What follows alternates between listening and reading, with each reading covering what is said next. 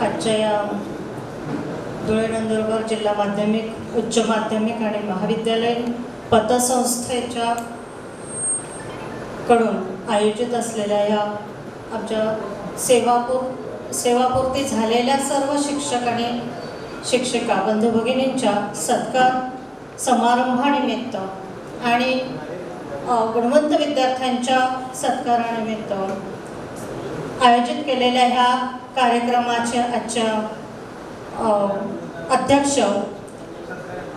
T. बी. Shinde sir, या कार्यक्रमाला आवर्जून लाभलेले भदाणे सर आणि अमित पाटील सर आणि इथे उपस्थित असलेले माझे सर्व बंधू भगिनी,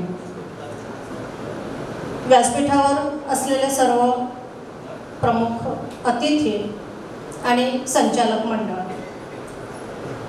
ह्या पतसंस्थेचा खरं जर अवलोकन केलं तर लक्षात येतं की पतसंस्थेने ज्या ज्या व्यक्तींना सभासद करून घेतला आहे त्या सर्वांना कधीही अरेरावी केली नाहीच, पण ज्या ज्या वेळी ते मदतीसाठी म्हणून प्रत्येकाला आपण पतसंस्थेचे सभासदच त्यासाठी झालो होतो की आपल्या ज्या गरजा असतील पुढील आयुष्यातल्या त्या आपल्याला पूर्ण करता याव्यात, जिथे आपल्याकडे आर्थिक व चणचण भासत असेल त्या त्यावेळी आपल्याला कुठून तरी मदत मिळावी. आणि अशा वेळी जेव्हा जेव्हा म्हणून जे सभासद या पतसंस्थेकडे आपली आर्थिक गरज पूर्ण करण्यासाठी गेले असतील त्या त्यावेळी कधीही त्यांना तिथून नकार मिळाला असेल असं मला वाटत नाही. खरा तो अनुभव माझा पण आहे की मी पण बऱ्याचदा इथून पैसे घ्यायसाठी म्हणून गेली. अर्थात आता सरांनी सांगितल्याप्रमाणे आपले घरं बांधायचे असतील किंवा कुठली तरी खरेदी करायची असेल किंवा कुठलं तरी मुलांचं उच्च शिक्षण असेल, लग्न असतील, तर अशा प्रत्येक वेळेस जेवढी काही त्यांच्याकडून आपल्याला आपल्या पतावर आधारित असलेली रक्कम त्यांनी आपल्याला दरवेळी उपलब्ध करून दिली.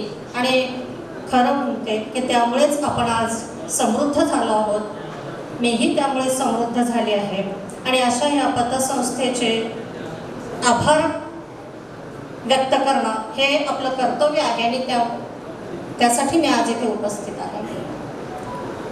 हे सांगत असताना मला आनंद होईल की या पतसंस्थेने ज्या ज्यावेळी आपल्याला मदत केली त्यामुळे आपल्या त्यावेळेच्या गरजा तर पूर्ण झाल्याच, पण त्याबरोबरच त्यांनी आज आपला इथे सेवापूर्तीनिमित्त सत्कार आयोजित केला आणि तो आयोजित करून आणखी आमची मान उंचावण्याचं काम केलं. आणि त्याबद्दलही मी त्या संस्थेचे आभार मानेल आणि मला इथे बोलण्याची संधी उपलब्ध करून दिली त्याबद्दल आयोजकांचे आभार मानते आणि माझे 2 शब्द संपवतो.